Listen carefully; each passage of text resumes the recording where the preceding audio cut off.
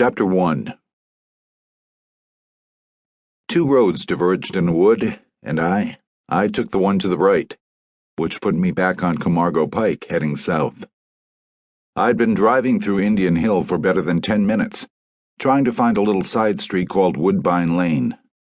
The woman who'd phoned me early that snowy Sunday morning had said to watch for an antique shop on the left-hand side of Camargo. An antique shop like a gas station in the sticks. With the snow blowing and the tires skating along the frozen blacktop, I'd had trouble staying on the road, much less finding our antique shop.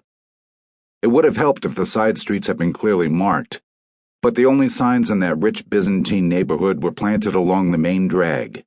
Everything else was private property. Unnamed access roads that ran screaming off into the woods the moment they spotted you. Tar drives that turned their backs behind gateposts or rested their elbows on hedgerows and glared through the brambles as you drove by. Nothing as mundane as a name on a mailbox. Not that I could have seen a mailbox in the snow. It had started falling as soon as I left the office. By the time I got to Indian Hill, it was as thick as smoke from a grease fire.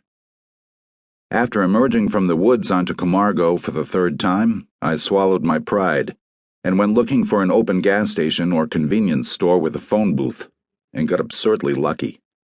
6 miles down the pike, almost at the corporation limit, I spotted a gabled building that looked like a converted residence. If there was a sign saying antiques in one of its windows, the snow had covered it up. But there was a parking lot in front and an access road to its left. I took a chance and turned left onto the unmarked road. A half-mile farther on an estate house squatted in a grove of pine trees. English-style country home, all mullioned windows and snow-dappled slate, big-eyed and brindled as a cow.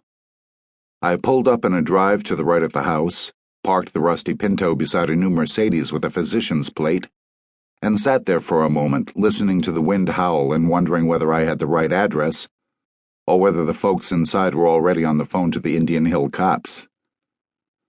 The lady who called that morning had said her name was Pearson. Louise Pearson. She hadn't mentioned that she or her husband was a doctor.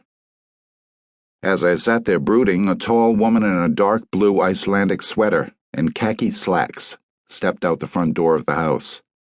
She peered at me for a moment through the blowing snow, hugging her arms to her breasts against the cold. I got out of the car and waved at her. "Mrs. Pearson?" I shouted. She said something that was swallowed by the wind, but I could tell from her expression that I'd lucked onto the right spot.